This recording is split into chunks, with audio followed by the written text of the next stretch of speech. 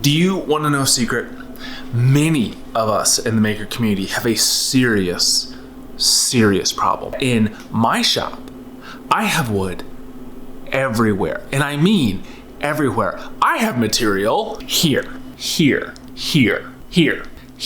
up here, down here, all along here, behind here, stacked here, piled here, and finally, under here. We really want one common location for all of our material, and that is what we're gonna build today on the back of our brand new garage shed.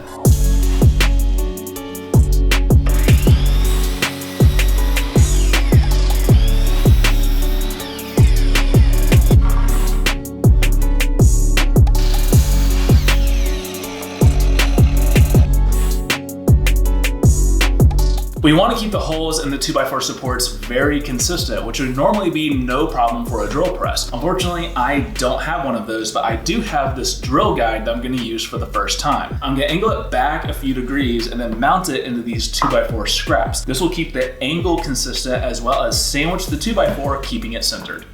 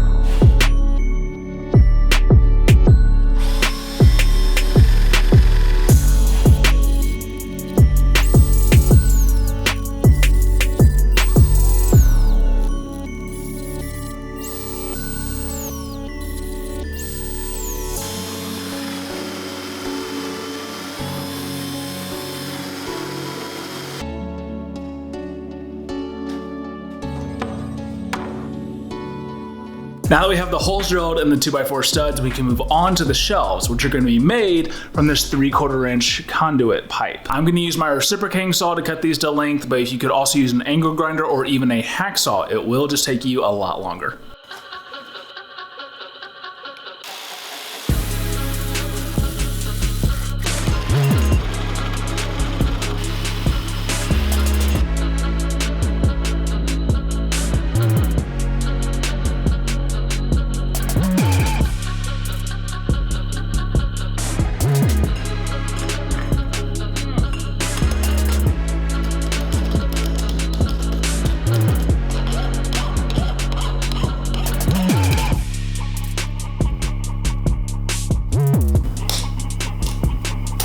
We have all the holes drilled in the 2x4s and the pipes cut to length, so now we can install everything onto the garage shed. We really want to install into the frame that's underneath these panels, so to do that, I'm going to use these long lag screws. I unfortunately don't have an impact wrench, so we're going to go a little bit more of the manual method.